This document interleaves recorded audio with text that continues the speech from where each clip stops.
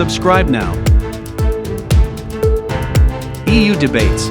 This morning we woke up to the news of Gazprom announcing a reduction of Nord Stream 1 flows and unexpected increases of gas pipeline pressure on the Ukrainian transit route. And these are just two examples of arbitrary interruptions of gas supply, blackmail and the use of energy as a political weapon by Russia since the war against Ukraine began. There is a clear pattern of Russian behavior to create uncertainty, increase prices, and undermine the EU unity. This pattern is unlikely to change. And we know that gas deliveries can stop any moment. This is why the European Council asked the Commission to propose an EU contingency plan in the spirit of solidarity. And I promised at the last Energy Council to come forward with that plan in July.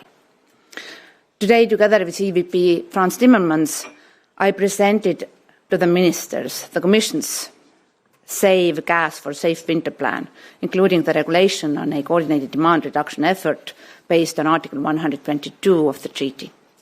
And I'm pleased that the Council has endorsed the plan and reached a political agreement on the new regulation with very broad support.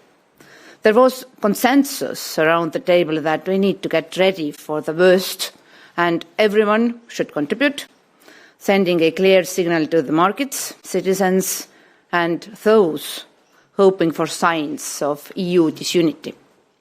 The most crucial outcome is that we will start saving gas now and that we have a blueprint to act together in a coordinated way if the situation worsens. Reducing gas demand proactively allows us to avoid rushed or unilateral decisions when it is too late. It will make it possible to plan the savings in the most efficient way, minimizing the impact on our people and businesses. The impact on the GDP will be significantly smaller if we start saving now and don't wait until Russia forces us to do so.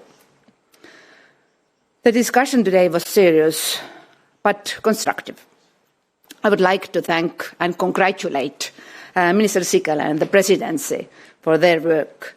It is remarkable that the Presidency has achieved a political agreement on such a sensitive and important proposal in less than a week.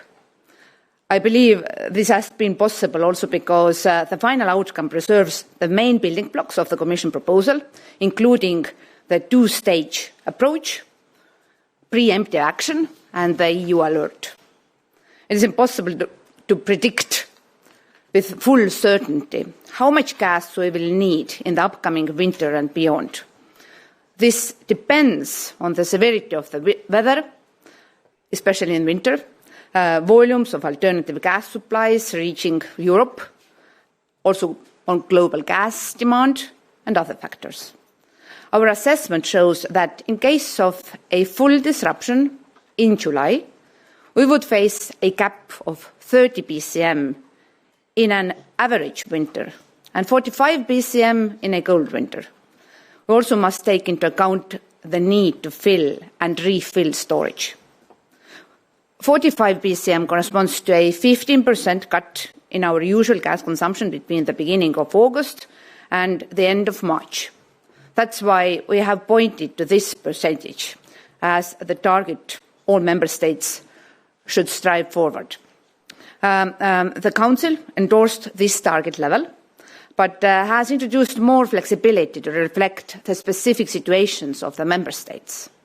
The discussion showed that while solidarity is necessary, it works best when we recognise that the circumstances of the member states vary widely. Some are not integrated into the EU gas network or don't use gas at all. The outcome takes these differences into account. I was very frank with the ministers today on the need for the plan to remain credible, and we have succeeded in ensuring that. Our initial calculations indicate that even if all the exemptions were used in full, we would achieve a demand reduction that would help us safely through an average winter. But we know that countries like Ireland, Malta and the Baltic states have strongly underlined their intention to reduce demand. It is important to keep in mind that the EU's plan for this winter does not consist only of demand reduction. We have worked closely with the member states to improve the contingency plans. The new storage rules were proposed and adopted at record speed, leading to the current storage level of more than 66%. Based on the REPowerEU, renewable deployment has been accelerated and we have seen records broken in green energy production this year. Energy efficiency has become an even more important part of member states' recovery plans. And we are working extremely hard to secure alternative gas supplies, which is bringing tangible results. In the first half of the year, non-Russian LNG supplies to the EU increased by 19 BCM and pipeline deliveries by 14 BCM. The President and I were in Azerbaijan just last week, where we agreed to more than double the gas volumes to EU by 2027, and we expect to see an increase of 4 BCM extra already this year. And we have also agreements in place with the United States, Canada, Norway, Egypt and Israel, a long-standing partnership with Qatar and deepening cooperation with Algeria. And in addition, we are exploring the options to increase LNG imports from Nigeria. The country is already the fourth biggest exporter to the EU, but has potential to contribute even more. And all the 5 regional groups within the EU energy platform have been launched and are looking into demand aggregation and coordinated use of infrastructure. And we are, of course, exploring the best legal and practical form for our joint purchase mechanism. So today, this was a test for the unity and resolve of the Union. And I want once again to thank the Presidency for their determination and leadership. And with this agreement, we have a plan that takes us safely through next winter towards true energy independence.